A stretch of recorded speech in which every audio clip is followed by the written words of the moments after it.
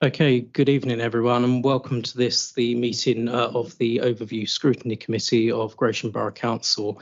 Before I go on to the main agenda, I intend to go through some housekeeping matters. This meeting is being live streamed via YouTube and recorded. The recording will be uploaded to YouTube within 2 working days where it can be accessed by anyone. Members, please use the microphones in front of you when talking and ensure that you turn your microphone off when you finish speaking. Another member or officers will not be able to speak if your microphone is still on. Please note that the Council's visual equipment may on some occasions focus near or on the public gallery area, and therefore those in attendance at this meeting may be filmed or recorded. Attendance at this meeting signifies your agreement to this. If as a member of the public you do not wish to be filmed or recorded, please inform the Council staff member in attendance and we will try to assist where reasonably possible. On hearing the fire alarm, we will ask attendees to immediately evacuate the building.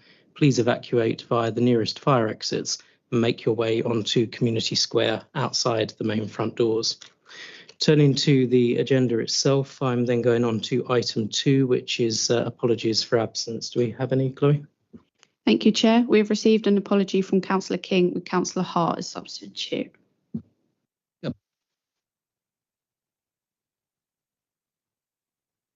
Thank you, and thank you to Councillor Hart for substituting this evening. That takes us on then to sign the minutes of the previous meeting, which was Thursday, the 18th of September. Are all members happy that they're an accurate reflection of our meeting? Thank you very much. That takes us on to item 4, which is to declare any interests which members may have on the items contained on this agenda. When declaring an interest, a member must state what that interest is. Do we have any interests? Councillor Ashenden. Yeah, just that I'm a member of Finance and Audit, so therefore the first item. So thank you, Councillor Ashenden. Just to note on that, I'm aware that several members are also members of the Finance and Audit Committee where the counter-fraud call-in has been discussed, but as Cabinet is the ultimate decision-making body, I'm confident that no declarations are needed in that regard this evening. Any other declarations? I'm a member of Performance and Administration meeting where we often discuss counter-fraud. Thank you very much. We will take all GBC committee appointments as noted as part of the declarations. That takes us on then to consider whether any items listed in Part A need to be considered in private or any of those in Part B in public. We have no Part B items this evening and intend to keep it that way if members are content. Great. Thank you. That then takes us on to our call-ins from the Cabinet meeting of Monday, the 3rd of November. And our first item for call-in is item 12 of the Cabinet meeting, which is the counter-fraud and corruption strategy. The agenda pack outlines why I've made this call-in. And if I could possibly hand over to James Larkin for an introduction to the strategy, please.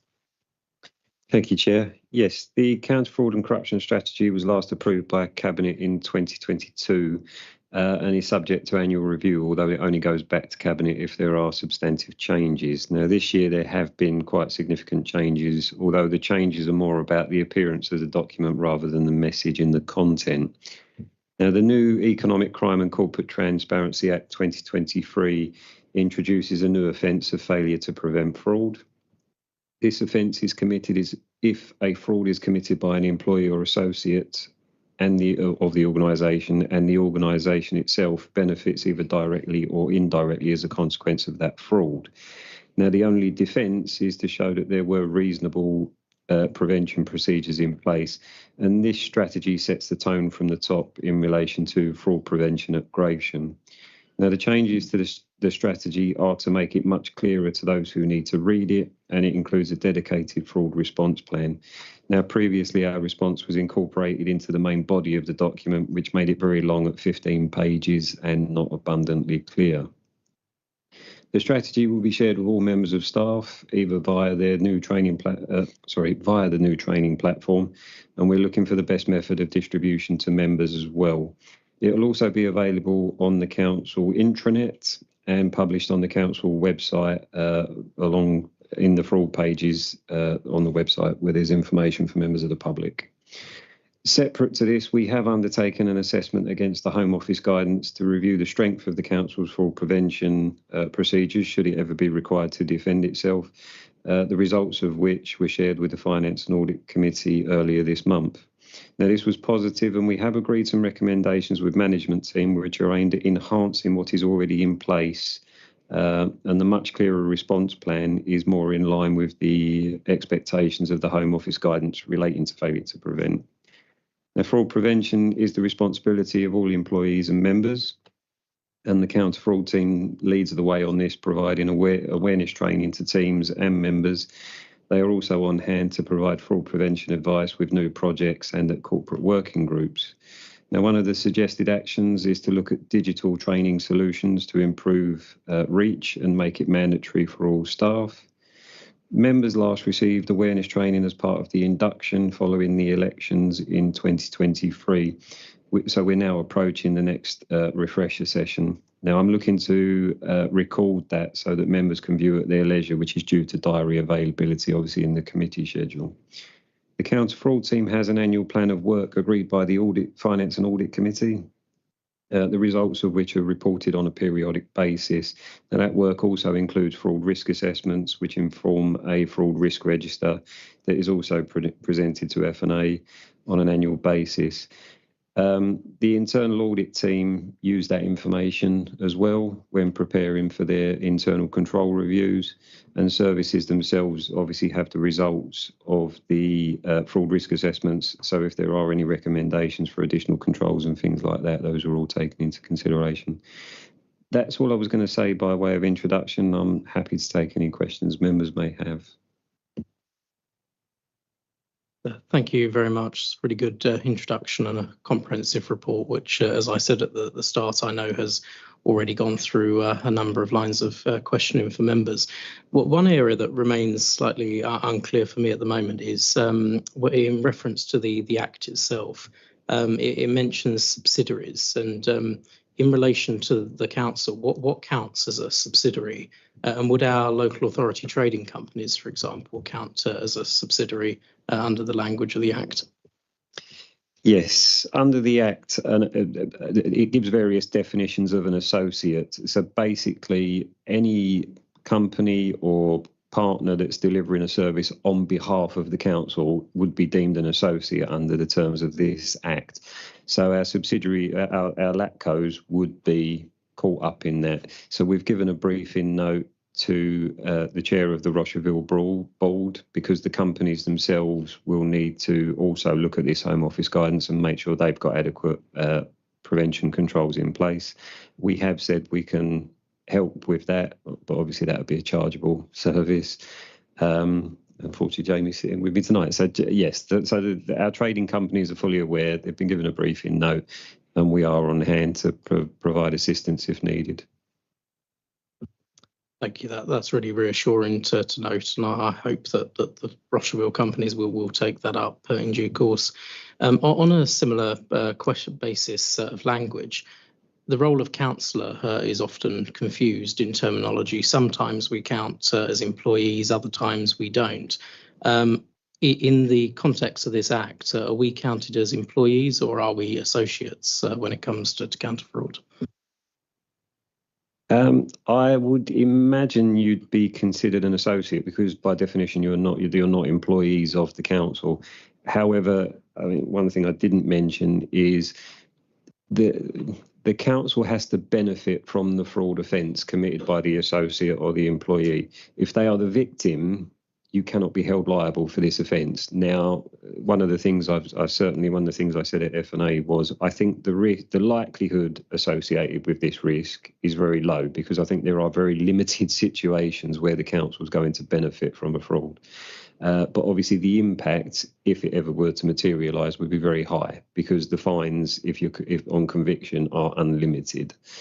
I guess the easiest sort of analogy I've been given is if you imagine someone who works for a company on a commission basis, if they commit a fraud to secure a client and obviously gain their commission, the company in effect benefits as well, because they are getting that additional business that they may not otherwise have. So that's where the benefit for the organisation comes in. the legislation is aimed at big corporations and things like that. I don't think local authorities are on the target list, but we are caught up in the legislation because we meet the definition of a large organisation. So we have to make sure that we are prepared for it, just in case. Thank you. Do we have any other questions? Councillor Hills. Thank you, Chairman. Not so much questions, some observations and perhaps a question. Firstly, on the question of whether we're employees, if we were, I think many of us, worth our salt, would be in violation of the minimum wage laws. But there you go. I think, as I've said before, the counter-fraud department are to be commended for the work they do. I can't remember a year when they haven't performed well. And I am particularly pleased that they seem to pay for themselves. I wondered if what they collected in fraud was less than what it cost for the administration of the organisation. And I'm pleased to say that, from what I'm told in P&A meetings and briefings, that we are some £100,000 to the good in that regard. So in terms of value for money, I think that's a good thing. One thing I was unsure about, we share our counter-fraud services with Medway, and I suppose it's too early to ask how that would fare in the event of local government reorganisation. But even now, under the present regime, we have separate legal advisors, even though we have a shared service. And I just wondered whether that causes any conflict or complications. From time to time, lawyers don't always agree with each other, as I've found out in the past.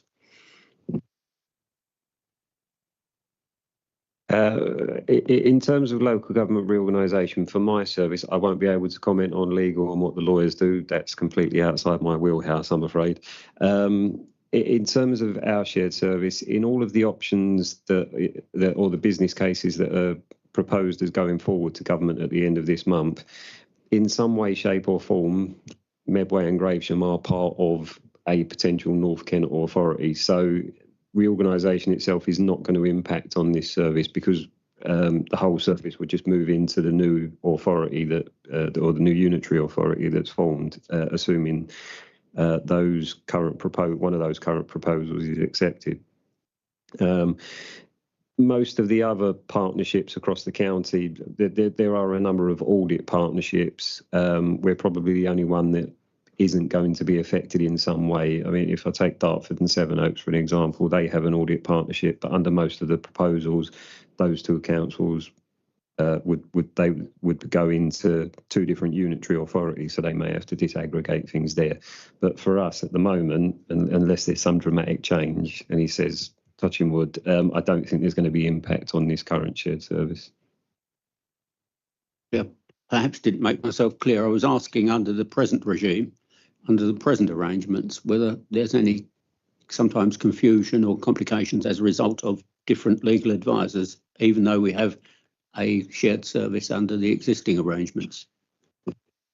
Yeah, that would be a question for legal services. From the cabinet meeting, I'm aware that they have what they refer to as Chinese walls. So you would have separate, even with this happens in a lot of cases, within the legal team, there is still a separation. So there will be separate lawyers advising Medway and a different lawyer advising Gravesham. And I'm aware, as I say, through the response that was given at the cabinet meeting, that they keep things completely separate. And obviously, if there are things like shared services now, it would be separate lawyers dealing with it. If ours was ever to be broken up, there would be separate lawyers advising Gravesham and Medway on their respective liabilities or responsibilities and things like that. I can't give you any more comprehensive than that because legal's completely outside my area. Jamie, did you wish to add anything to? Yeah, just to reinforce that point. So we do have a appropriate mechanisms in place. It happens quite a lot, obviously. There are certain matters where we've had to have a different view from Medway, and so they separate in terms of line management. There will always be a very clear separation of responsibilities, and that's something that Medway are very used to doing. Thank you. Just one final point before we move on. As we're talking about counter fraud, could you tell us if fraud is generally on the increase or decrease, even though we're sort of paying for ourselves in dealing with it? And are there any typical types of fraud that you have noted? Yeah, fraud itself, if we step outside of local government, without taking into consideration purely local government, I think the last survey said that fraud accounts for around 40% of all reported crime in the UK. So fraud in itself is on the increase. We're seeing a lot of changes. Cyber-enabled fraud is obviously rising, and AI itself is enabling quite a significant shift in the fraud landscape. I mean, you may have seen stories in the news about people selling things online on places like eBay and Vinted and things like that, and then people receive the goods and they're able to take a photo and create a completely new image with burn marks on things, and then lodge a complaint and get their money back, kind of thing, without having to return the goods. So the person who sold it ends up out of pocket, they've lost their goods, they've got no money for it, things like that. So yes, in terms of local government, the fairly common trend for Gravesham, obviously we deal with a lot of council tax fraud, we deal with a fair amount of housing fraud as well, and certainly housing fraud is top of our risk register. Various elements of housing fraud are top of our risk register. Right to buy fraud as well remains a potential issue, although we see that risk reducing because the level of discount has been reduced. It's not quite the same incentive for someone that it was. So that's a change for us. But obviously, as I say, we do a lot of work around council tax, and housing is the other main area for us at the moment. Councillor Croxton. Yeah, I would agree entirely with Councillor Hills in praising the service. I mean, it comes to F&A, and I think generally speaking, we are very satisfied with work that's actually been undertaken and the benefits that come back when fraud is detected. Can I just ask a more general question, which I should have asked in a different environment? Whistleblowing. If you do, let me ask you, how would we handle whistleblowing as a council if some of our employees might want to point a finger at somebody or something or a procedure in some way, but then find themselves subject to some sort of discrimination or prejudice as a result? Could you possibly enlighten me? So the council does have a whistleblowing policy, and people can raise concerns under that policy. Now, whistleblowing has certain specifications, so I can't remember them all off the top of my head, but for it to be considered a whistleblowing report, there'd have to be a matter relating to obviously criminality or fraud, health and safety matters, corruption. There's a couple of, I can't remember them all, but there are certain criteria where before it's classified as a whistleblow. Now, the council and most organisations would say this, that you cannot guarantee anonymity for someone that provides a report. However, obviously you do your best to try and work through any inquiry that follows without having to name that individual unless it was absolutely necessary. One thing I will say is that obviously that most likely, depending on the circumstances, there may be a criminal investigation if there is any criminality or fraud involved. However, in most cases, there could be a potential disciplinary investigation. My service also undertakes some of those as well. So the investigations themselves are completely independent of the service. And indeed, in this case, the council, because we're all employed by Medway. So, you know, we treat all allegations seriously. There would be a conversation between, I'm one of the reporting points, as is the chief exec and the head of HR. So any reports are generally discussed between us when they come in, and certainly in consultation with HR before anything goes forward.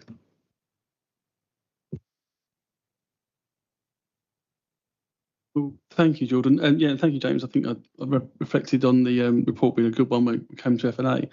Just wanted to pick up on one thing. The fraud risk register is fairly recent. I mean, I think we're probably now sort of the second or third iteration of it now. Would you mind just sort of reflecting a little bit on how you feel that that's helped sort of strengthen the governance arrangements around counter fraud, please? Yeah, certainly. So for us, it's very useful because it helps us direct. Obviously, we've only got a limited amount of counter fraud resource. When we identify the highest risk, that helps us with where we're going to direct that resource and where we're going to focus our proactive activity and things like that. In terms of wider governance, as I mentioned, the internal audit team also have access to that register.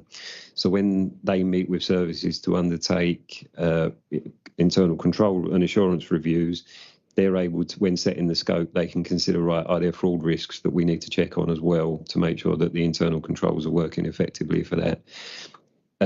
It also helps the services themselves, as I say, because when we undertake those assessments, we'll look at the fraud risks, we'll look at the controls that are already in place based on what the service are telling us.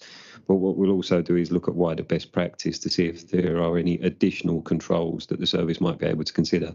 So that in itself strengthens the fraud prevention controls as well, and by default kind of improves the governance a bit.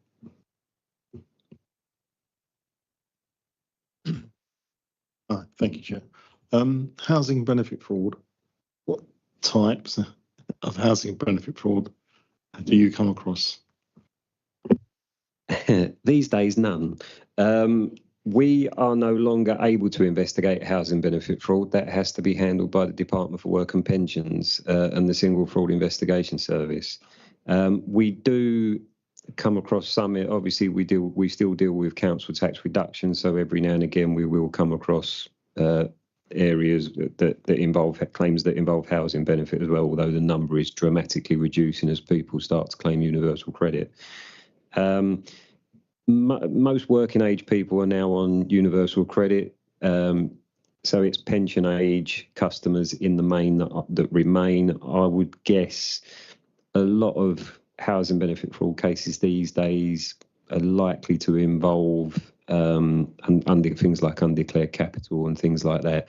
There's also housing benefit claims for temporary accommodation placements. So we've done a lot of work looking at potential false applications for homelessness and visiting temporary accommodation placements to make sure people are resident. Obviously, if they're receiving housing benefit and they're not resident, that in itself would mean their HB claim is in default as well. But as I say, since 2016 or 2015, 2016, off the top of my head, that's been the responsibility of Department for Work and Pensions. Thank you. I was really pleased to hear in your introduction that training is going to be refreshed. And do you plan to offer training across all tiers of staffing as well as, I mean, you mentioned that the document was going to be made accessible, but are we going to see training through all tiers of management and officer levels throughout the organisation?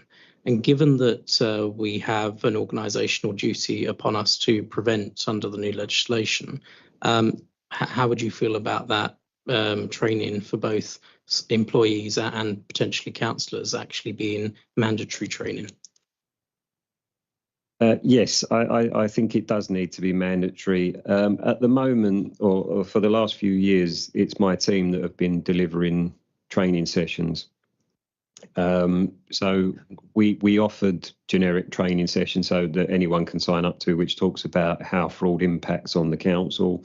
And in addition to that, we would also get invited to team meetings and things like that for specific teams and services so that we could talk about fraud within their area of business. We still do all that. What we're looking at is a digital solution because that would make it, with the staffing I've got and the number of, there's 500 odd employees, it'd be very difficult for us to get round everybody with our sessions. So we are looking at a digital solution that can be rolled out, and that can be made mandatory because it can then be monitored who's completed it. We would still continue with our service specific sessions to make sure that that training goes in. And as I say, we're looking at something specific for members as well. I normally deliver a face-to-face session. That was the date had to be moved this year because of the committee schedule. So what committee section, and Chloe's been chasing me on this, what committee section have asked is that I record that session so that you can watch it at your leisure. And I'm working on that now. Slight delay. Obviously, I've had the failure to prevent assessments for the two councils, but in addition to that, very kindly, this is the biggest change in fraud for 10 years that I can think of. And at the same time, I had the biggest change in audit for 10 years or more with changes to the standards. So I've kind of been flat out trying to deal with all these big changes for the service. So now that I'm getting past all of that, now I'm going to make sure I can set some time aside to get that video sorted out for yourselves and get that issued to members. We have also actually, Medway implemented a training schedule for managers. They call it the Complete Medway Manager. So there's a number of sessions that managers have to attend. We've replicated the one that we have for internal audit and counter fraud for Gravesham.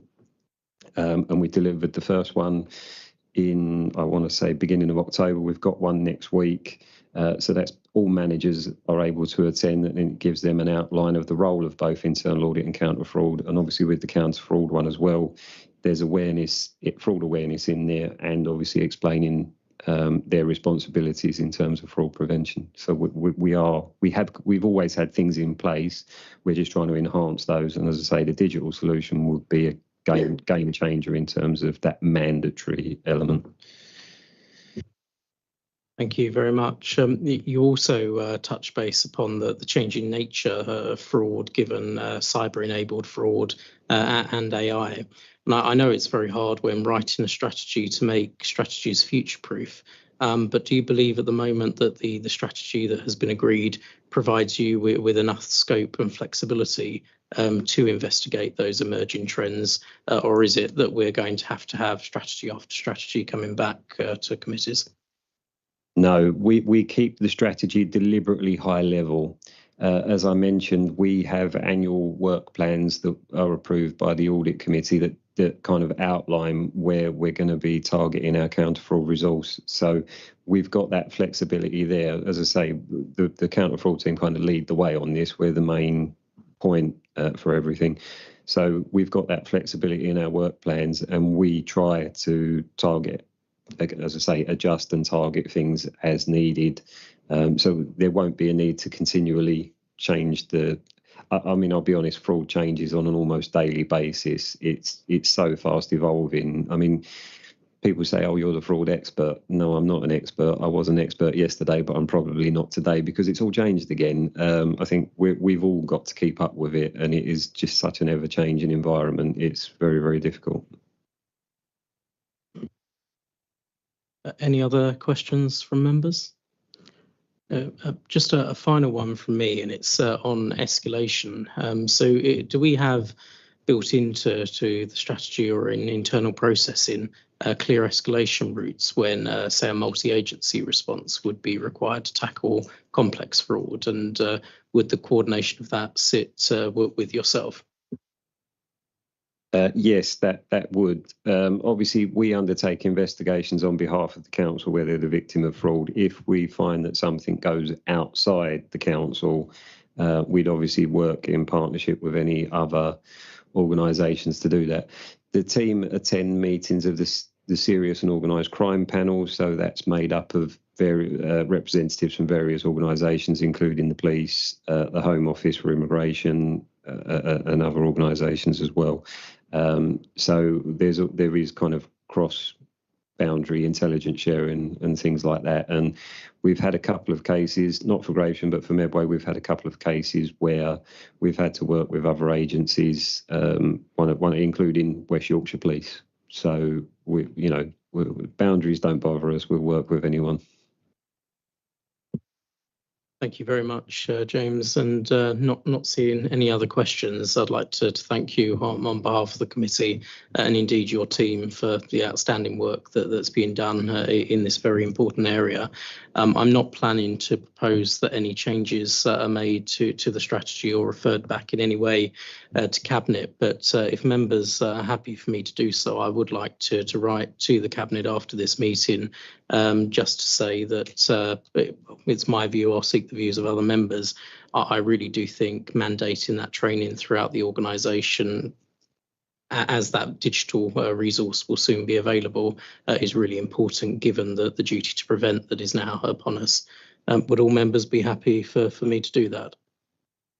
Thank you very much. That's agreed. And thank you, James. Please feel free to part. So, thank you. That takes us on then to item 6 again, which is the second call-in, and this is the call-in of item 15 of the Cabinet meeting from Monday the 3rd of November, which is the Gravesend Town Centre Improvement Programme, and I'll hand over to Jamie to introduce this one, please.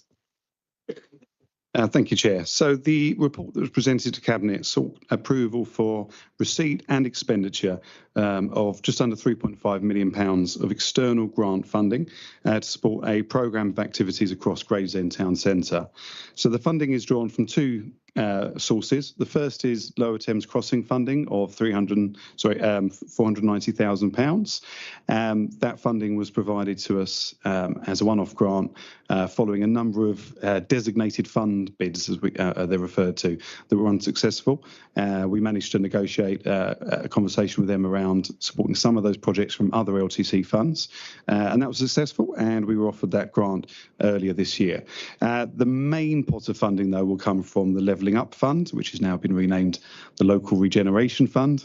So excuse me for the mixed acronyms of LRF and LUF, but we have £3 million from that funding that we've allocated to town centre projects, and that forms part of a wider £20 million allocation, 17 million of which has been allocated to the Cascades Leisure Centre projects, which is covered briefly in this report, but is not part of the decisions we're seeking today, as that's already been signed off by Cabinet. So today's report does focus on that 3 million LRF and 490 from LTC. I should say that the Local Regeneration Fund money is predicated on delivery of specific outputs, which were agreed as part of the grant offer. Namely, they are 374 job outcomes, 6,500 square metres of improved retail space, nearly 3,000 square metres of improved green or blue space, 1,000 square metres of floor space rationalised, and just over 3,000 square metres of public realm improved. Now, I'm happy to talk through very briefly through each of the projects, if that's helpful. If you bear with me a second, I will start with the projects that fall under the £3 million from LRF. The first of which is the St George's Centre Community and Workspace project. That's got an initial indication, and these may move around depending on final costings, but initial allocation of 1.27 million. So that's the largest allocation from the pot. It's probably the most underdeveloped of the projects because we haven't had any funding to kind of work up the initial feasibility and costings for this one. So we are starting fresh. We've engaged with a contractor who's going to be taking these proposals forward for us if this is signed off. And that project will primarily focus on what we've been referring to as the hub and spoke model. You'd have heard us speaking about this before, and it was central to our LUF bid that we would deliver a hub and spoke model around skills, health and well-being. So the Cascade site is the big one, that's the hub, and we're pleased to say that LTC have committed to building a skills hub adjacent to the Cascades Leisure Centre. So we're looking at kind of campus around the Cascade site that would have that skills, health and well-being element, and there's opportunities to bring in further services such as NHS services within the leisure centre. So that would be the hub. And then what we'd like to have is several spokes, one in Gravesend, one in Northfleet, and potentially others. And this project would essentially be the Gravesend spoke. So the idea is that we create a space within St George's, which is an asset that we own as a council and has several vacant retail units at the moment. We know that retail demand isn't quite enough to fill all of those units, and the vacancy levels are higher within the shopping centre than they are across Gravesend, although overall we do sort of buck the national trend, so our vacancy rates are less. But we have come to the conclusion that we need to diversify the uses at St George's Shopping Centre. And so this is a key part of that. We hope to create a primary kind of community space where all of those services could be delivered by repurposing at least one shop unit.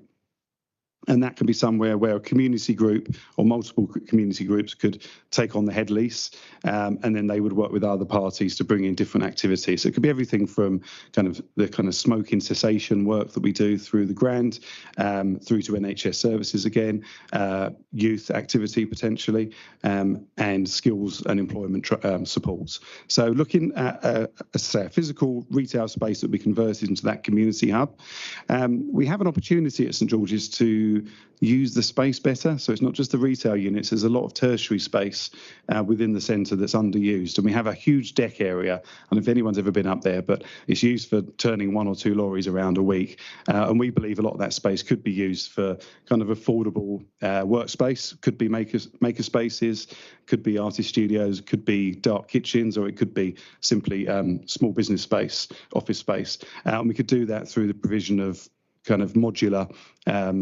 units that would sit on the deck, and that would be accessed from that community space. So that's kind of the core of the project. As I say, we're hoping to engage somebody now once this is fully signed off in terms of the funding, to work that up in terms of the business case for how that would run, speak to partners who may be potentially interested in being involved in that project, businesses as well, and then come forward with a proposal how we could make that viable using this funding.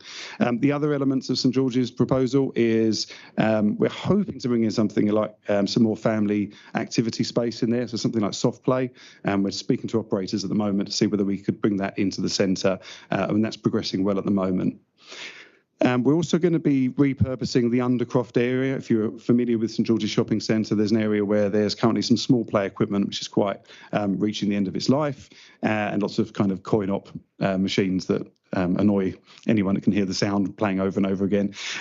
So we're looking to use that space as a kind of event space, bring in some seating. We've already got some pods as part of this project installed there where small businesses can hire for a day, a week or a month. So really flexible, affordable pod spaces for food and drink businesses or retail businesses. And so creating that as a bit of an outdoor area that people could focus on. It's dry.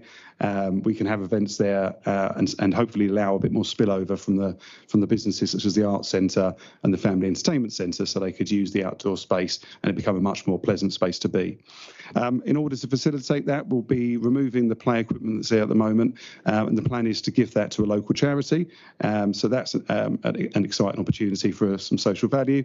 And then we would also like to create a new play area at the rear of the shopping centre. So if you're familiar, as you come down the ramp, there's quite a large area there which is fairly underused. We've recently removed some of the sculptures that were there collecting rubbish. They've been removed, and we're looking to create that area as more of an active play area, and our ambition is for that to be fully accessible, so fully accessible play equipment, and that would be included as part of these proposals. So that's a very brief, well, hopefully brief overview of the largest projects that we've got within the portfolio. The next one to mention will be Gate to Gate, and I'm happy to take questions on that. But in brief, we're looking at the space between King Street pedestrianised area and the further end at New Road, where they're both entry by gate. Really improving the public realm in that space. Obviously, it's the highest footfall area in our town centre.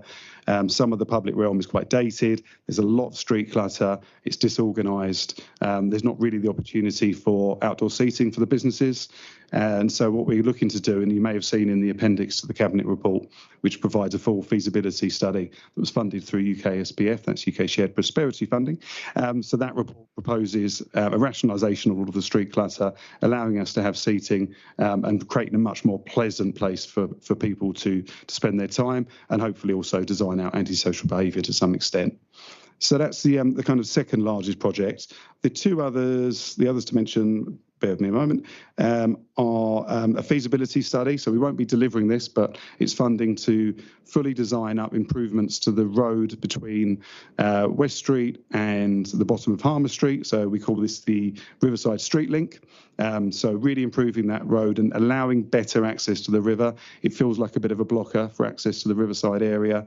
And so creating more of a shared space, rationalising the traffic flow, slowing that down. And I think that's something we could come up with a really good scheme. Obviously, we need further funding for that. So it's something we would discuss with KCC as part of their active travel funds. In addition to that, we are also looking at the St Andrews Gardens area. So we've already delivered the first phase of improvements to St Andrews Gardens. That is something we've been able to do ahead of this funding because we've had some Section 106 funding we can use. But we would, alongside that Section 106, include £150,000 from the LTC funding and also funding from the LUF funding, so we can continue that work down to the lower area. And we're ready now. We've already spoken to contractors. We've had interviews with those contractors, and we'd be ready to appoint once this funding is approved.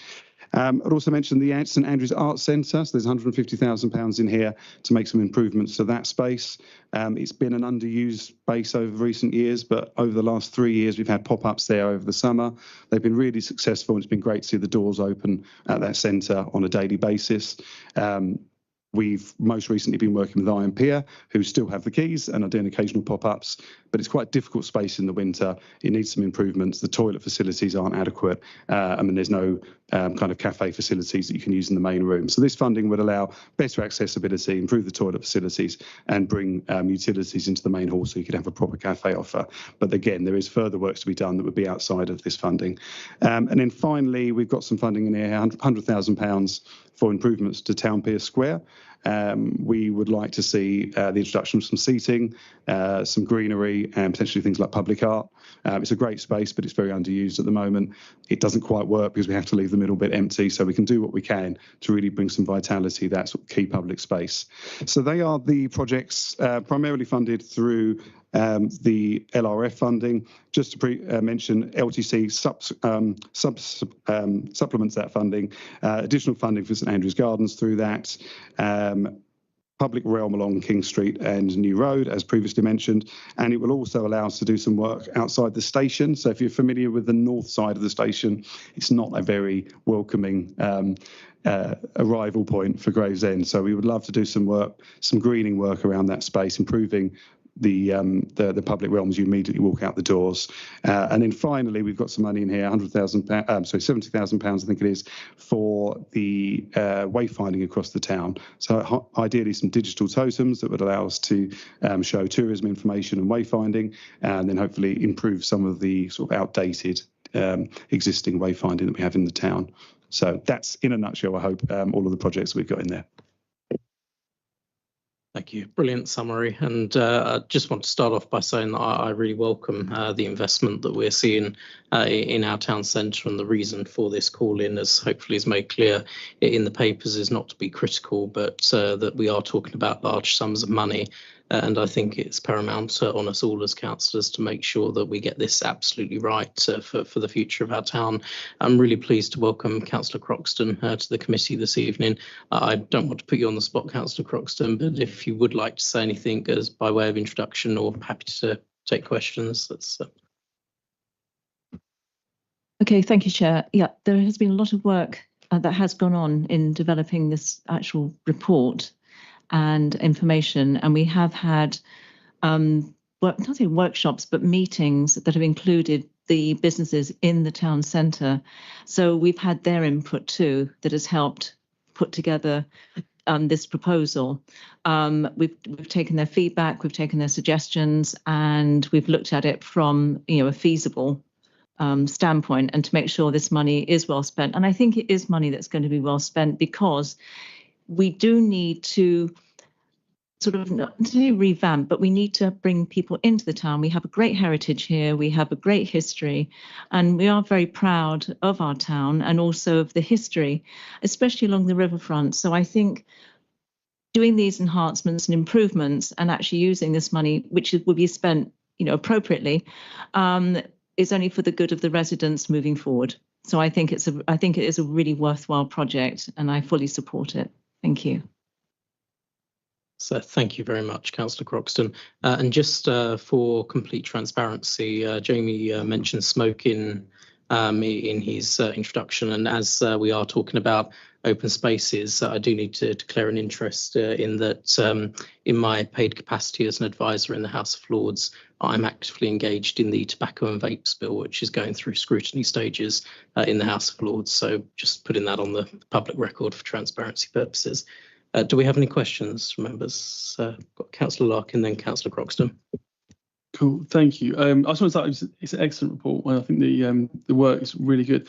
The only thing that sort of struck me when reading them is that a lot of the things around Gravesend are more around the aesthetics and how it looks, which is brilliant. I think it's a massive tick in that column.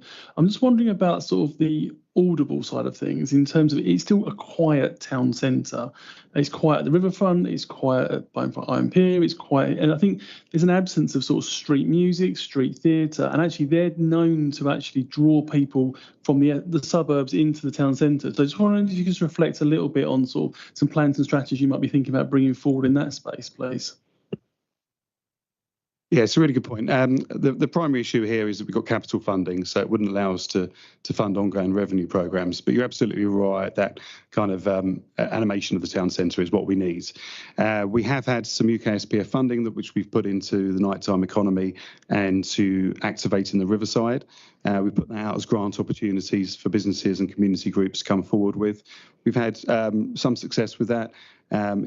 It's often quite difficult to get people to coordinate themselves and put forward bids across different organisations, but it's certainly something we're focusing on, and I think this gives us the space to deliver some of those activities. So, for example, the St Andrews Gardens area, it's a really beautiful riverside location, but it doesn't really work very well for events at the moment. We do have the Maritime Festival there, for example, and it doesn't lend itself to a kind of staged, an environment with stage and music. The views are blocked and different things like that, and the seating isn't ideal. So what we will be doing is a key part of that tender for the St Andrews re-landscaping will be to create a kind of amphitheatre seating space and a proper stage space, and also allow us to have some of the things you need when you put on events. We did one in the summer and there's no water provision, for example.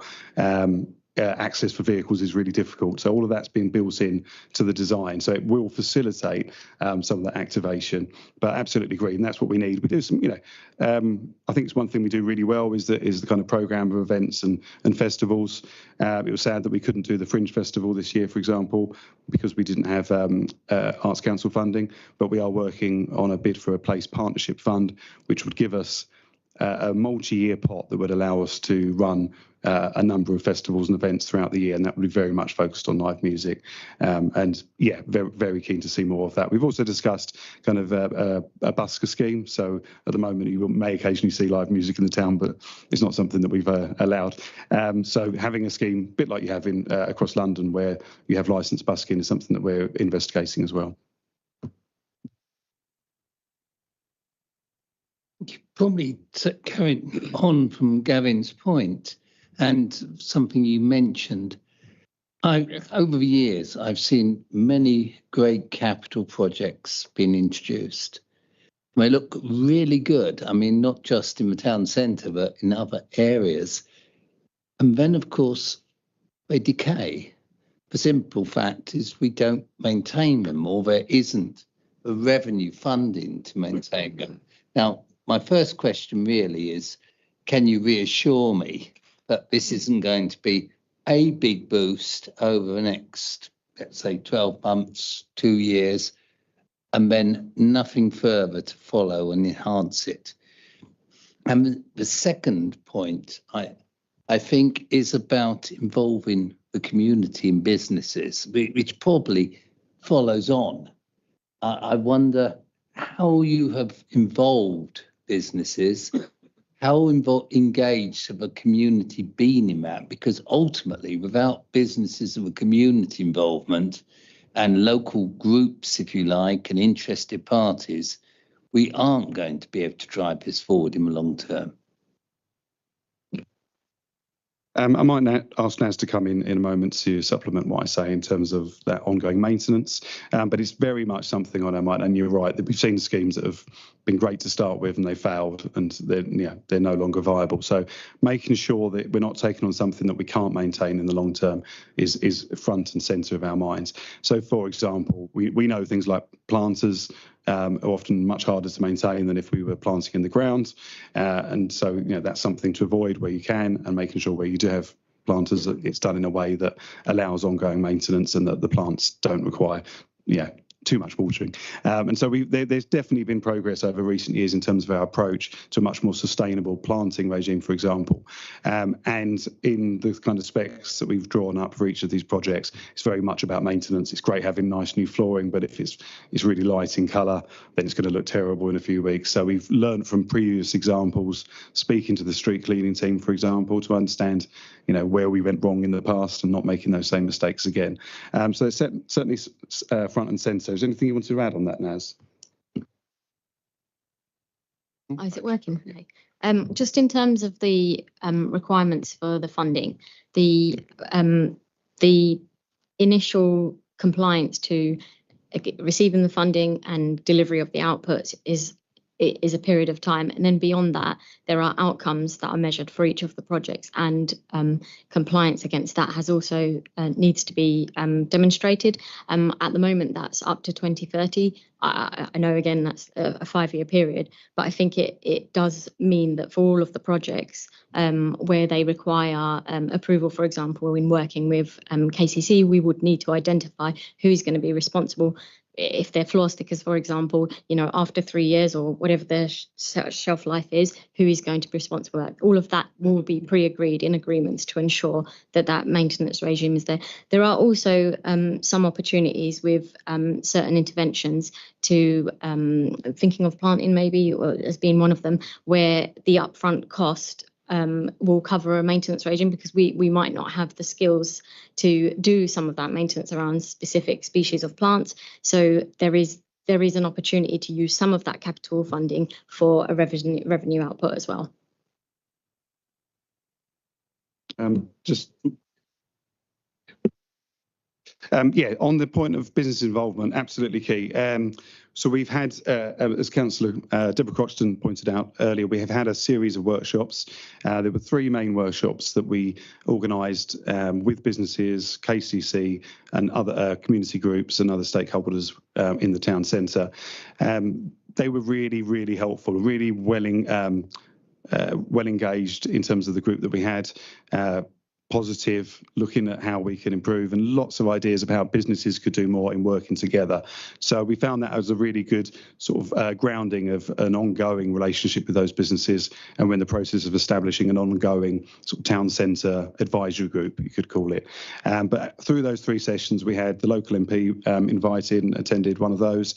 We've had businesses who would be directly affected by these proposals. So, for example, the Mug and Meeple and 3 Doors at Down Pier Square, McDonald's, which has been a very helpful conversation given the antisocial behaviour that they experience and what we can do in terms of the public realm to reduce that. A number of businesses that were involved and some really fantastic and helpful feedback. And they were workshops that were done in hand with our specialists who developed the kind of REBA Stage 2, as we'd call it, report that you'll see at Appendix 1 of the paper. So they worked with us, those businesses, through that process. We had a longer list of projects, and these were the ones that were narrowed down. It doesn't mean some of those other projects might not come back in, particularly if there's some funding available. But yeah, very, very well engaged. And I think the next phase now is where we are doing a specific intervention. Let's say it's the King Street work. Again, we've spoken to the landlord of the Goose, who's been very supportive. He was part of those groups. But then we need to engage with every one of those businesses that we're going to be digging up, the space outside their business. So there will be a second stage, which will be much more localised, that we'll be pursuing as well. Councillor Croxton. Thank you, Chair. And just to kind of piggyback on that, we do now have, a very active town centre manager, and part of the UK SPF funding was used for shopfront improvement grants.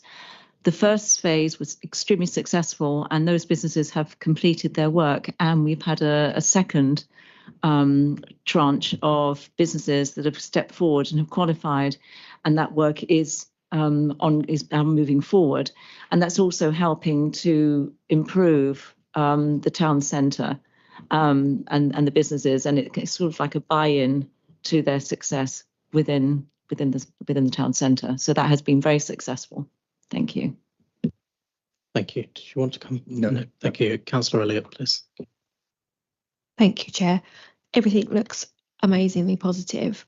And I think the town is definitely in need of all of these improvements. And I think the plan is brilliant. The question I have is, what are the plans on how to increase footfall of people? And it's about making the community want to come to town and how they are going to feel safe, because I know a lot of feedback we've had in the past is how people have stopped coming to town because they haven't felt safe, especially in the winter months when it gets darker a lot earlier. So I just wondered if there was a plan around that. Yeah, both really important points. I think that to cover the safety one, first of all, it's very much at the front of our mind that people don't feel safe in the town centre. Sometimes because there's no one around, and if you're walking in the street and you're the only person there, you're not going to feel safe. It's not necessarily always linked to seeing crime or antisocial behaviour. It's not to say that it doesn't exist, and there have been some real hotspots for that. For example, St Andrew's Gardens, and I know the Fort and the Prom, brilliant riverside locations, but if they're underused, then they're used by people drug taking, etc., which is something we want to design out. So the spaces that we're creating, and I'd urge you to, if you haven't been yet, to go and see the upper area of St Andrew's Gardens, which is now open. That was an area where we've had illegal encampments. We've had a lot of street drinking problems there. And what we've done is tried to bring light into that space, both literally through lighting, but also reducing some of the overgrown areas, so there wasn't these kind of quiet little nooks and crannies. And it's just a nicer space to be. So, in your lunch break, you're more likely to go and sit in that area than you would have been before. And so that brings footfall. And again, if people are there, people are less likely to go down there and undertake an antisocial behaviour.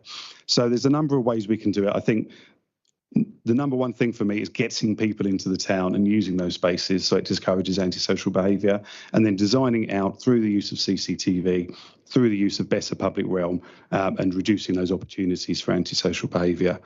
In terms of that footfall point, absolutely key for us. So we've now got access to a more detailed footfall monitor, which was actually also funded through UKSBF, and that allows us to identify where people have travelled from.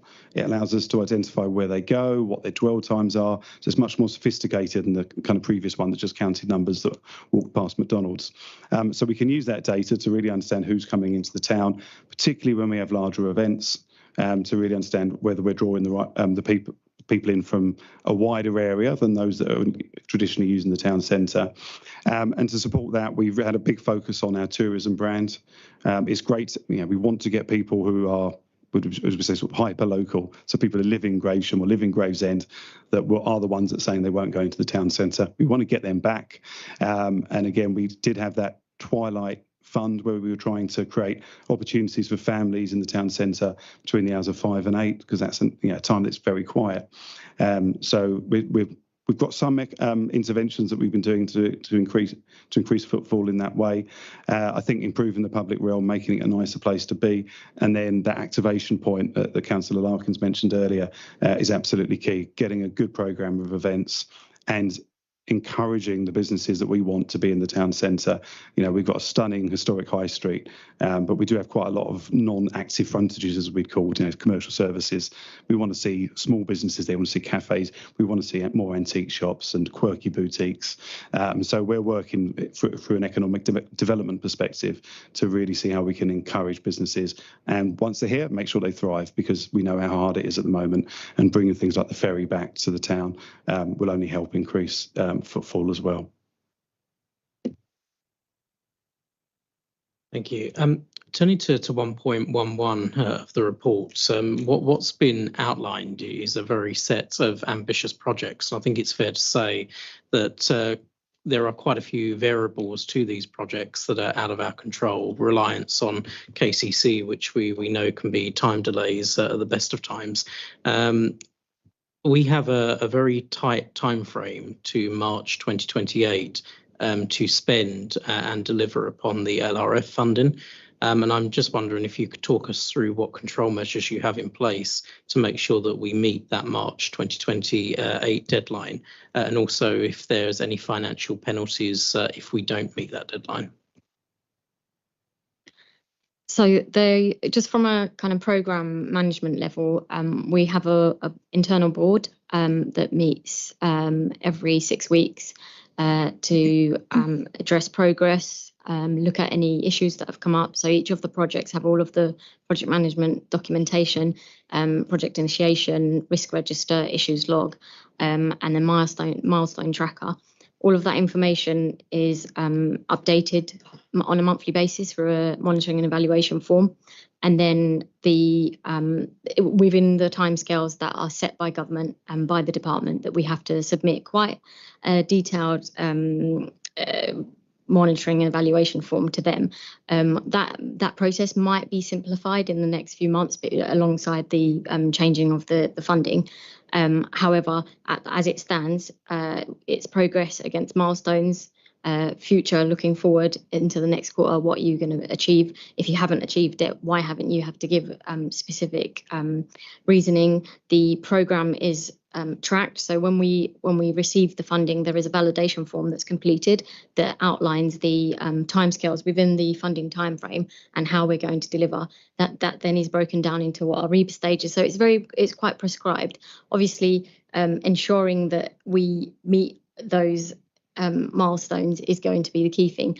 At the moment, as it stands, all of the projects are programmed. I think I've all to be completed by December 2027. Obviously, where we require approvals to enter into Section 278, we are a little bit at the mercy of KCC. Early discussions have happened, and I think the importance of there's 2 stages of the feasibility. You have the second stage. The first stage looked at all of the projects, what could be delivered, how they can be curated in a way that's going to achieve that, that they continue to not just be capital projects that are delivered, that they're not used and benefit the community. So I think that that process has happened, and we're now moving forward with that. Once we have the approval, the project timescales, project program will be aligned with the requirements, and they'll be tracked along the way. We also have a tool, a project management, program management tool, to ensure that for officers who are delivering projects and have a lot of day-to-day work, that the system enables a kind of more friendlier, intuitive way of reporting, rather than it being sort of paperwork each month. It helps to track that progress. Thank you. That's brilliant to hear that those processes are in place. But financial penalties, is it likely that we're going to have to hand back money if we don't get it spent by a certain time? If you guess. As it stands, we don't expect there to be any penalties if the funding isn't fully spent by the end of the period. The language coming out of government at the moment around local regeneration fund is that they want to give flexibility to local areas. So although they were quite prescriptive in terms of what our funding was allocated to, there's no change control requirement to government, so we can move funding around in between projects, and the language has been quite loose in terms of the project end date. So we may, if we were to go beyond the lifetime of the project, we may need to put a change control request into government for that, but they've indicated there would be a good amount of flexibility, and that they'd be willing to accept financial commitments rather than expenditure as evidence, which will be incredibly helpful, because that's something we can certainly do. Thank you. That's incredibly reassuring, and I think with the project oversight board that you have in place and good cabinet member oversight, so it's really encouraging to hear all of that. With the month, I think it's quarterly, isn't it? Reports that you have to submit to MHCLG. Is there any way that we could feed that back into the committee cycle, even if it's just by way of an oral update to, say, the Community and Leisure Cabinet Committee, to simply say we're all on track, there are no problems? Because I think if we do, as these projects advance, hit serious delays, God forbid, with KCC or planning or other areas, I think all members need to have that knowledge up front and be able to input into potentially troubleshooting. So we're not looking for a firm yes today, because I know we're going to have to look at how the committee cycles go, but I think that would be really useful to have the wider member input there. Councillor Larkins, thank you. Cool, thank you. So slightly changing the subject a little bit, in terms of the sort of contractors or the panel of suppliers and contractors that we use for these, I mean, I'm hoping the answer is yes, but I guess to what extent do we sort of focus on employing sort of local businesses, local tradespeople, some local small businesses as well, to make sure that sort of we're creating jobs and economic benefit in the borough as well?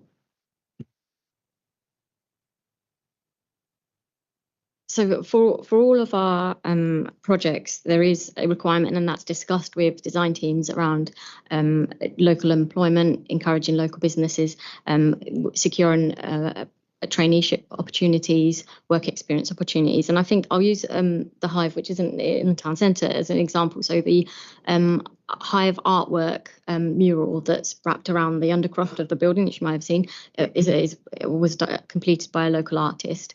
Where we can, we will request information on businesses through the Kent Business Portal. So anyone who's registered on there, and then also look at against postcode checking if they're a Gravesham Borough. We also actively will, if it's an opportunity, say for example, we need a structural engineer, we will go online, look at local businesses, and then just sort of email them to info at addresses usually, but we do get back responses saying, please register with Kent Business Portal. We have these opportunities, and by registering you can find out about them and access those opportunities. So that's a really key thing for this project. And also it's a requirement from again from the fund that the employment target, so the output, is met by local employment, local procurement as much as possible as well.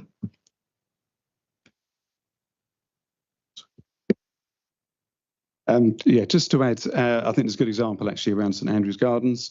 So what we do obviously through our procurement process is to make sure that they are scored against social value. And that happens across all of our projects, whether or not that's required by law. That means that we address that at the beginning, and we've had some fantastic conversations with contractors for St Andrew's Gardens around what they may be able to offer, and that's everything from apprenticeships on site, work experience opportunities on site, going into schools and doing workshops with children.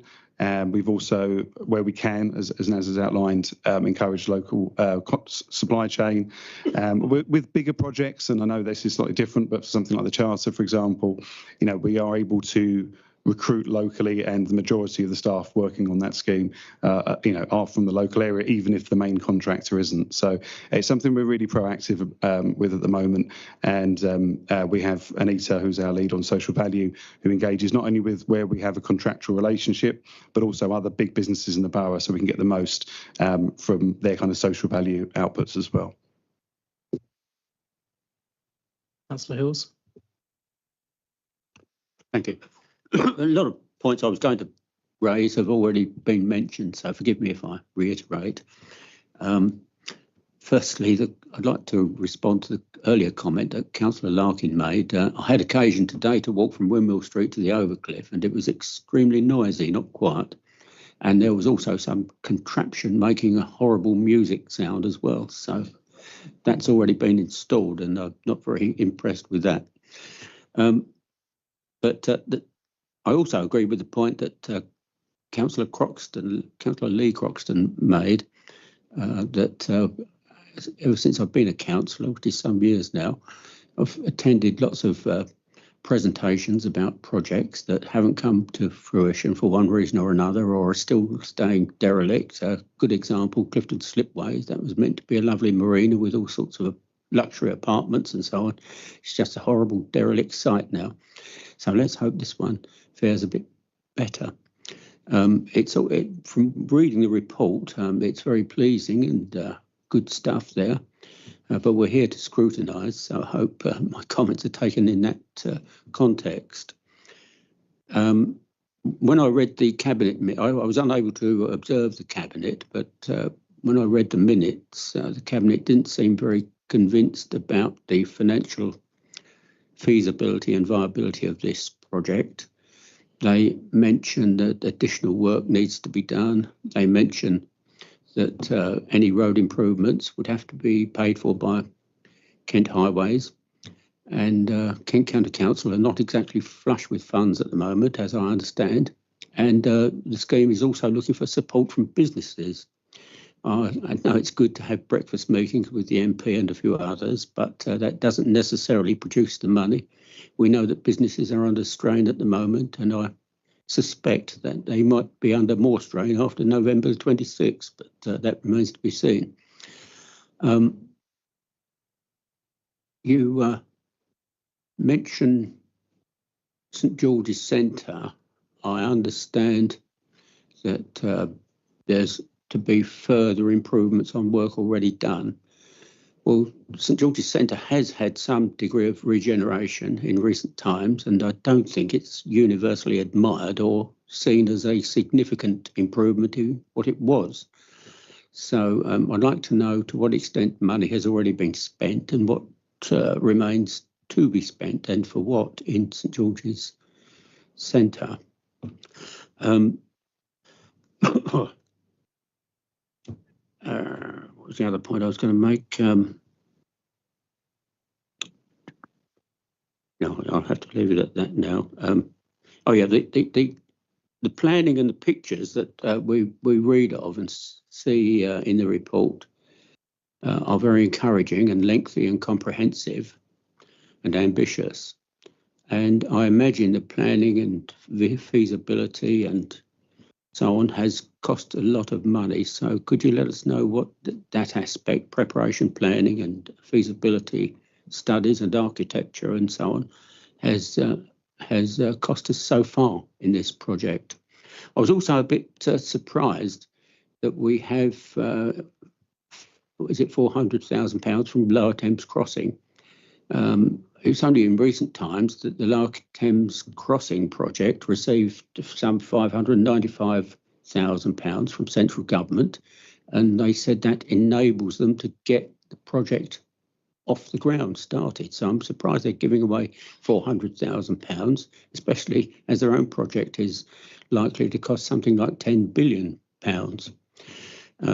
But nonetheless, we've all been, I hope that that's a catalyst for the whole project to be abandoned in actual fact, the Lower Thames Crossing, but that remains to be seen.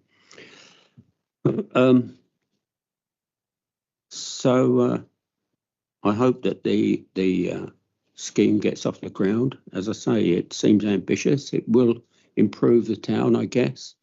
But I entirely agree with the comments that Councillor Croxton made, that we've got to ensure that these projects are not just fulfilled, but also properly serviced and looked after and beneficial after the event. Okay, I think that's enough. Thank you.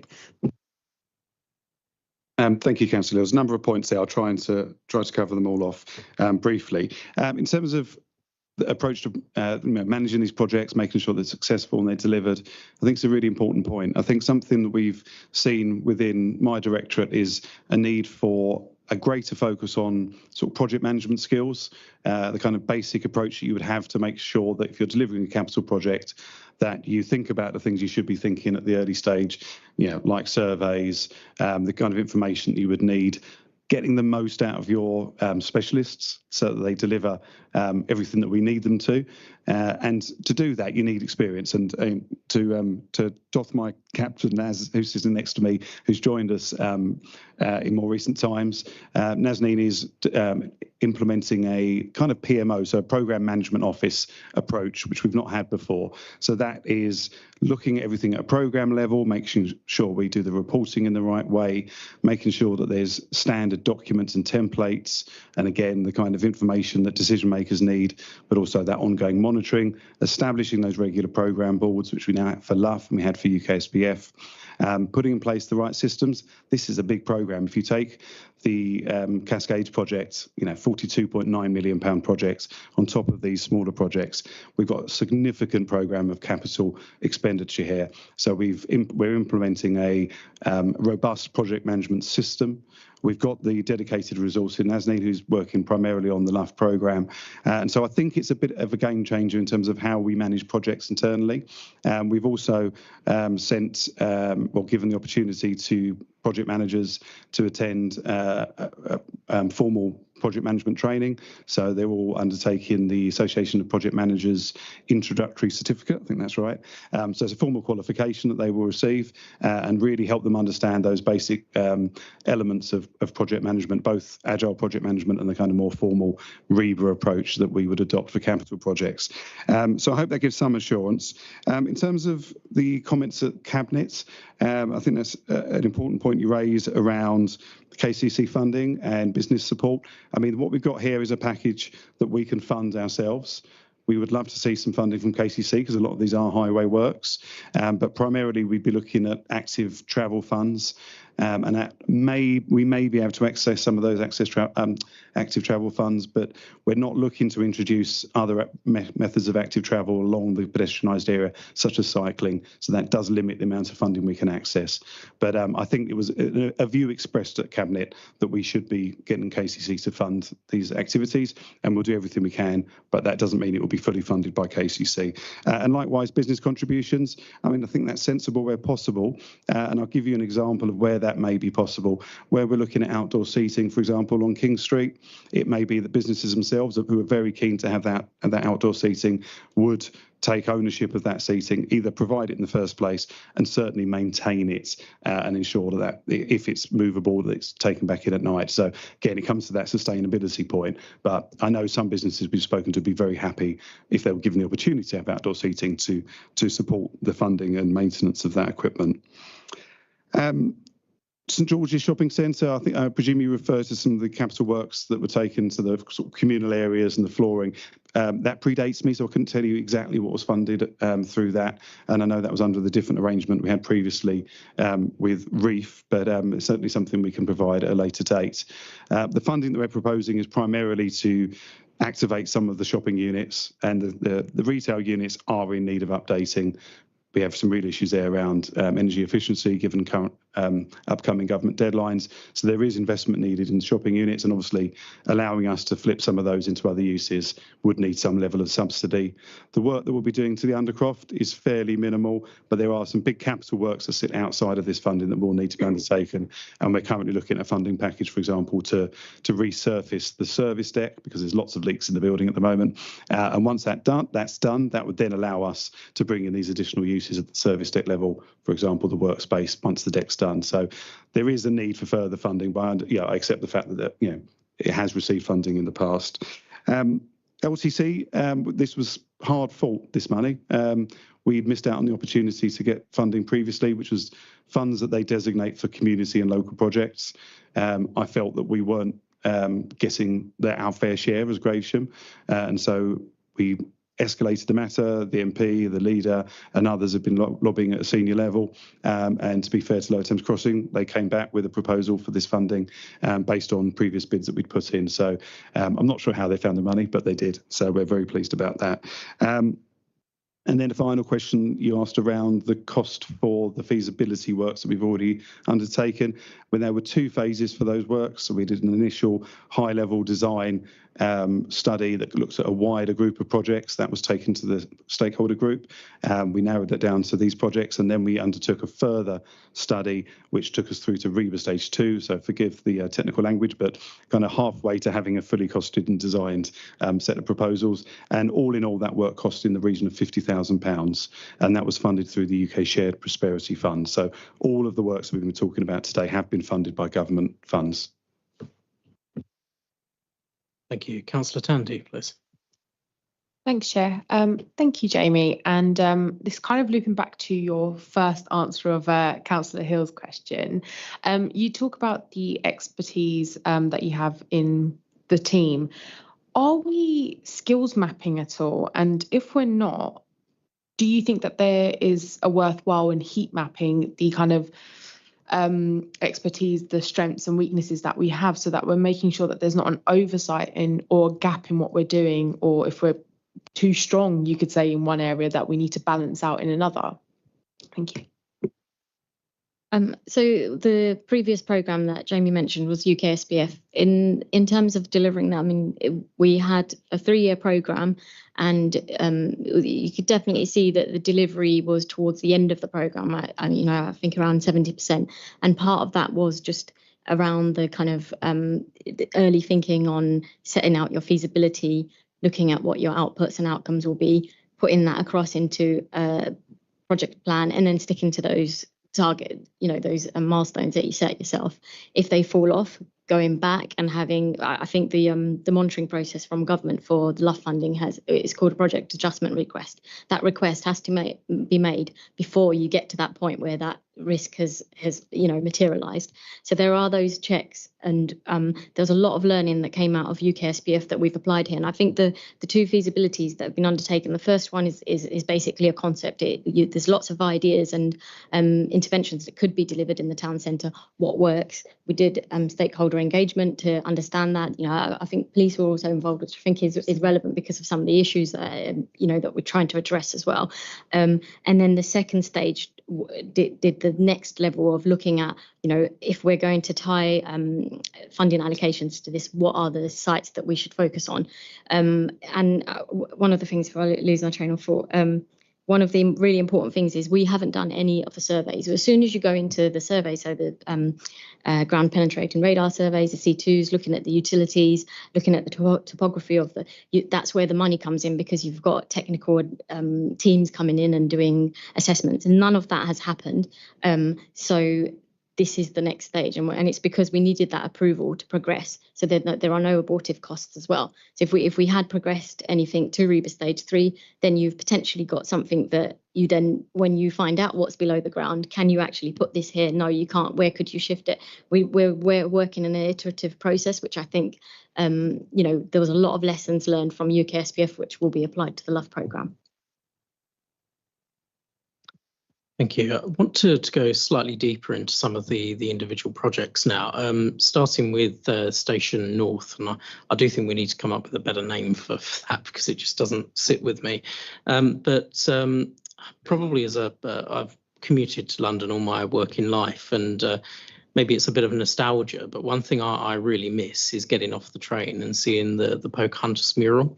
And just wondering what's happened to that mural. Are there any plans to reinstate it? Because I know for many people, myself included, as I've just said, it is part of Graysham's fabric, and it'd be a shame not to reinstate that in some way. And other questions I'm constantly asked in our town centre in relation to the St George's Centre is the Diana and Charles clock, and would be good to hear if we've still got custody of that and what the plans are surrounding its reinstation. Certainly. So in terms of the Pocahontas mural, we do have that safely in the basement here. It had deteriorated somewhat. I think it'd been there for 20 plus years, certainly. And so it wasn't in great condition. We were asked to, by the owner of the building, which is Thamesgate Centre, some time ago to remove that piece of work, which we have done more recently. Our initial plans were to install a living wall in that section, so to bring some vibrancy and potentially some sort of welcome to Gravesham signage, which I think would be quite a positive welcome as part of the work that we're doing. We're not sure about the living wall at the moment, because back to that maintenance point, we've been recommended that that's a difficult one for us to do, but we are looking to have some signage on that wall. The condition of the mural, as I say, wasn't great. It was quite big, and so it's been taken down. It comes out in sections, basically. The frame had deteriorated and wasn't usable, so we've lost the frame, and it is now being stored safely in our arts store. It would need some funding to restore the mural and to be able to use that again. As I say, I wouldn't suggest that would be the same positioning as it previously was, but for that to be publicly displayed, we would need some funding. Yes. And then on the Charles and Diana clock, Yes, we've got it. I've seen it. It's in storage at St George's Shopping Centre. It wasn't working, and the centre management, with our permission, decided to take that down. But it is there, and again, would need some refurbishment if we wanted to get that working again. It is a unique piece, let's say. Thank you. Well, I don't want to put him in the spot in the public gallery, but we have an expert clock. So I think you've just been nominated, Derek, to fix the famous Charles and Diana clock.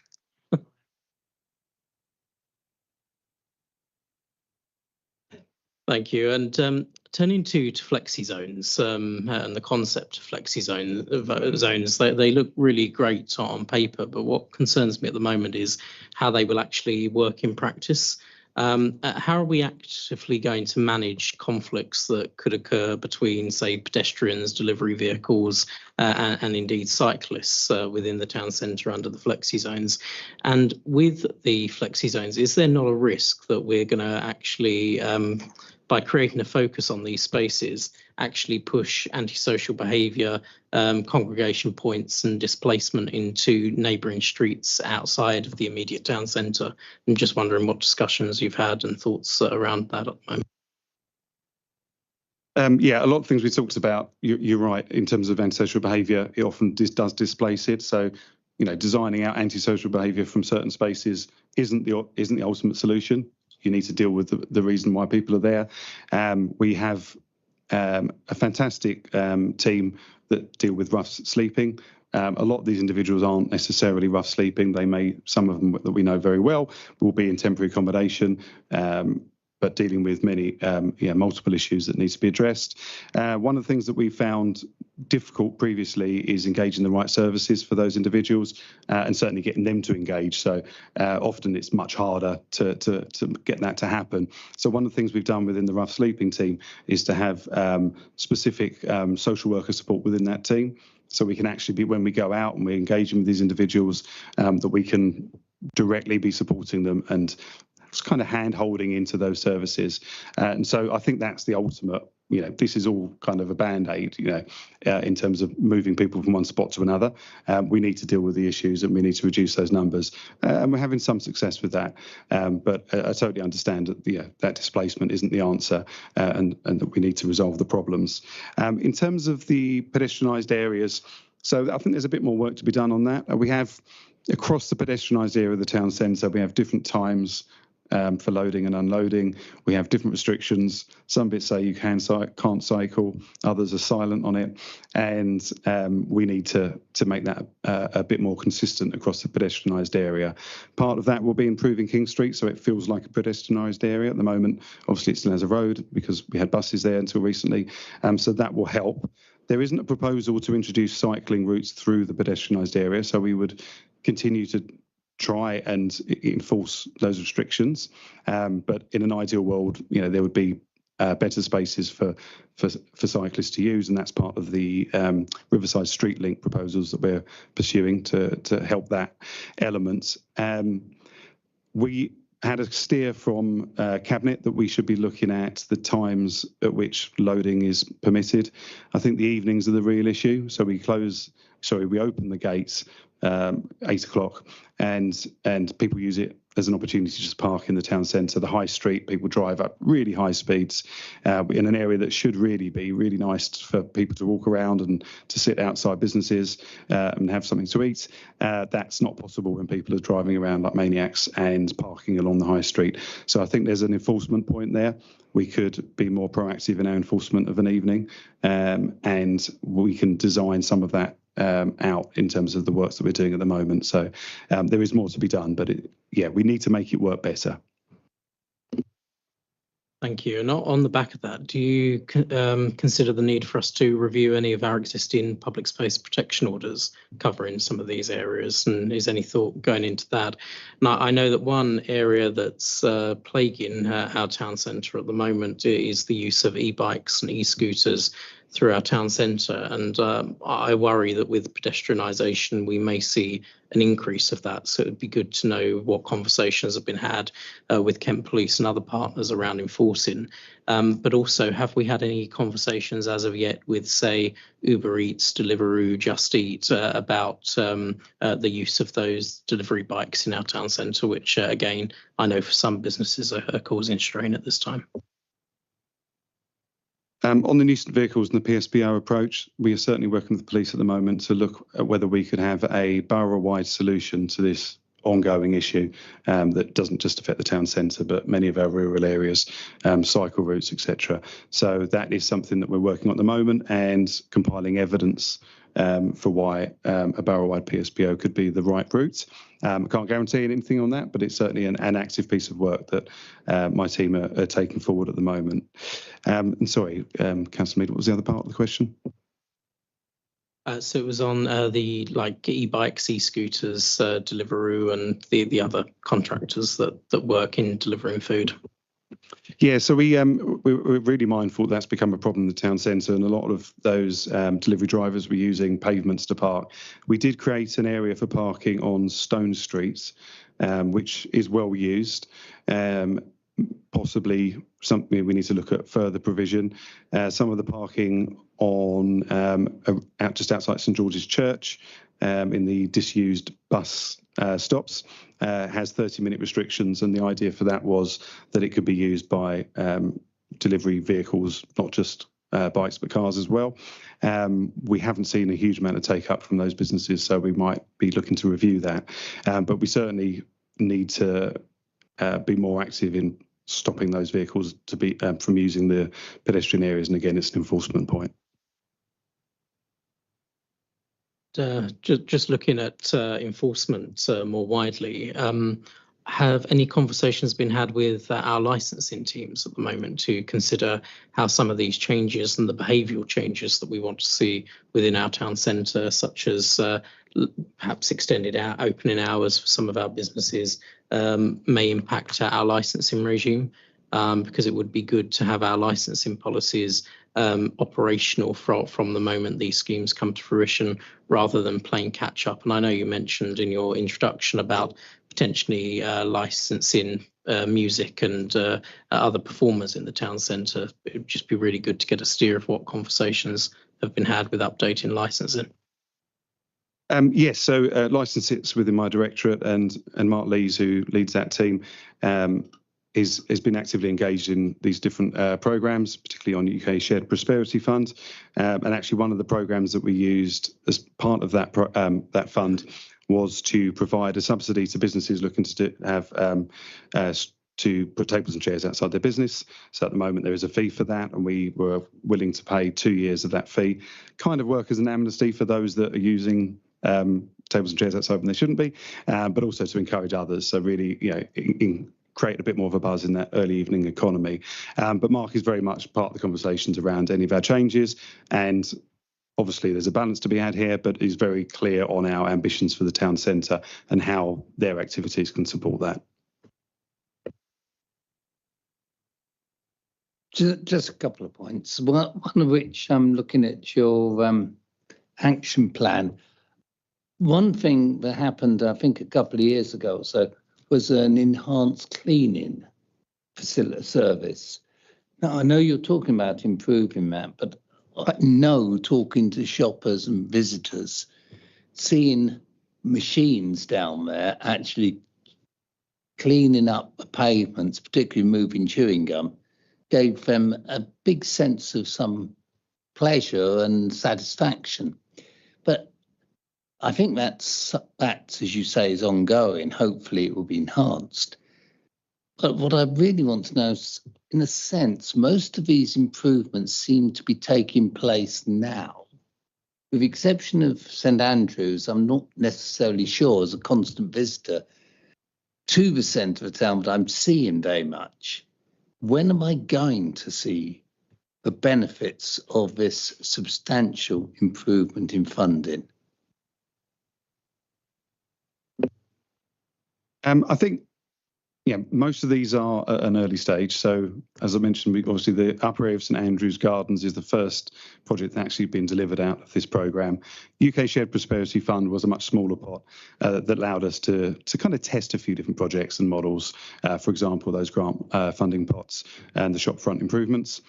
Sadly, we have quite a lot of properties in the town centre, and so both rounds are £65,000, grants of up to £5,000. That's only going to support a number of shops. So if you know where they are, you can see the difference. And we've got lots of before and afters, but it hasn't, it's a drop in the ocean really in terms of the level of investment that would be required across all of the premises in the town centre.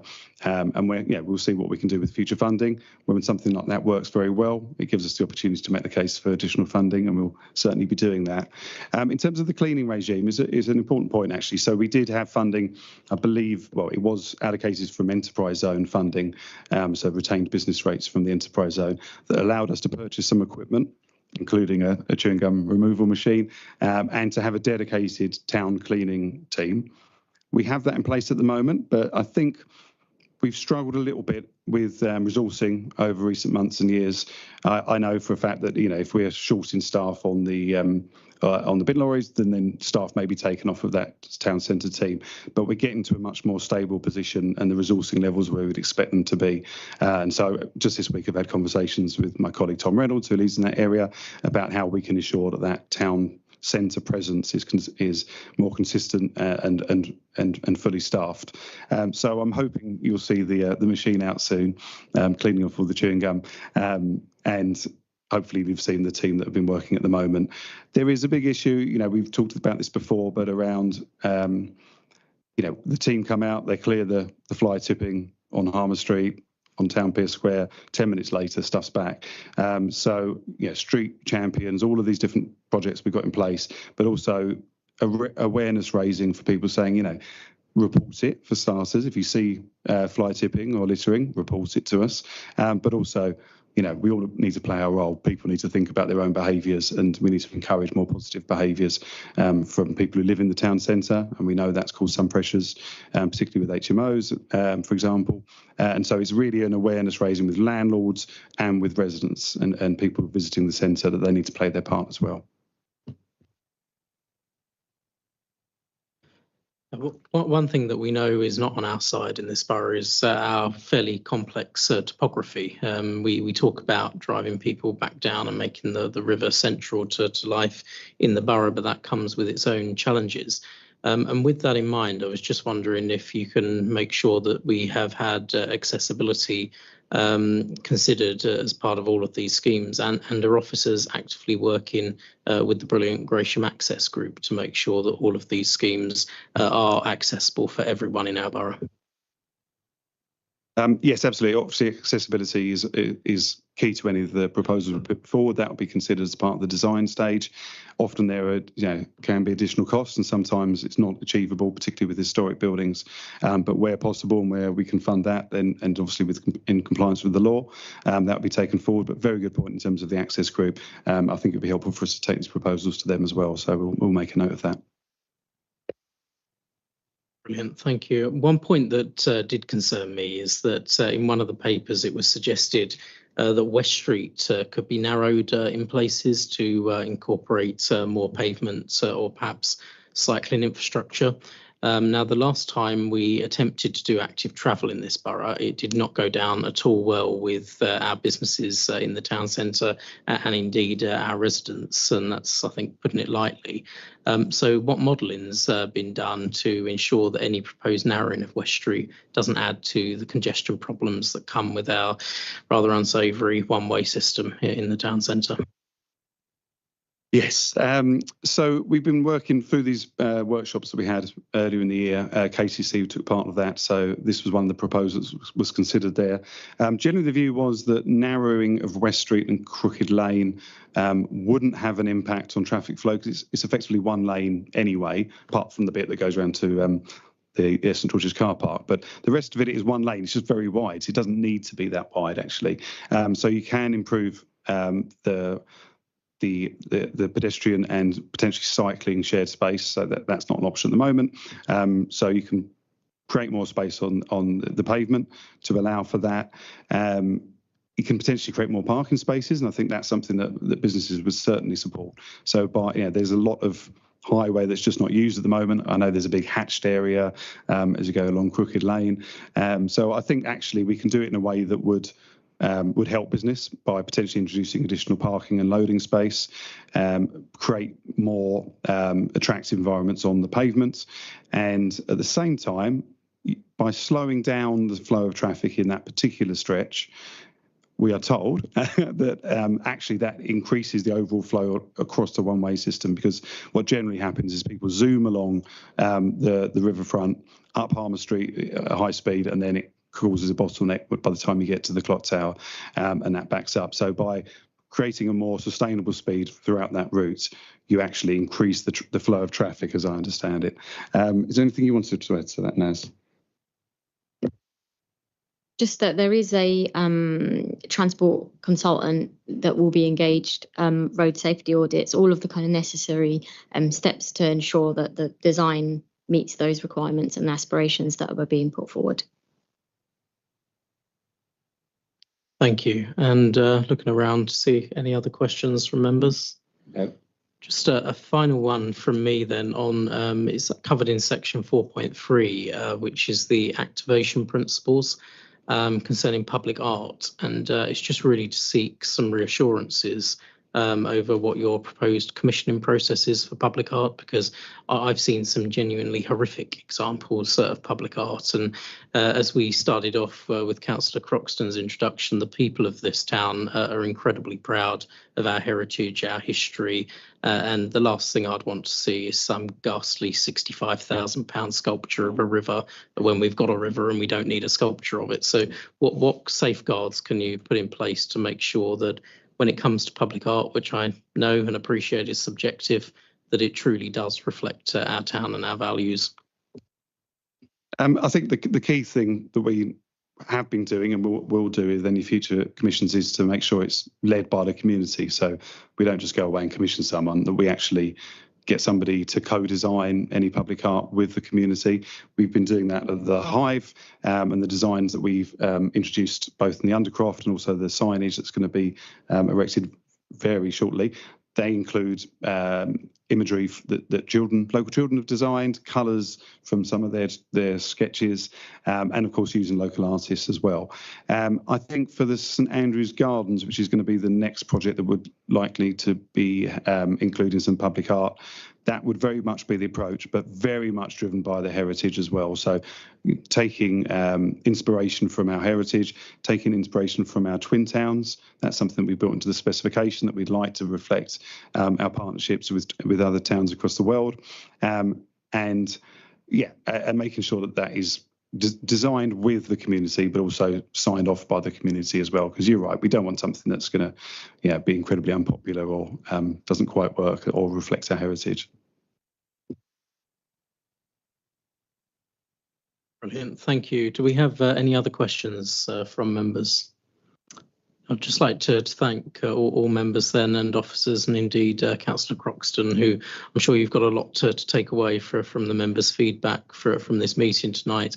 I'm not planning to propose any referrals back. As I said at the beginning, I think that it's really welcomed that we have a focus on improving our town centre. It's desperately needed, and the plans before us are really good and something that we should all be very proud of.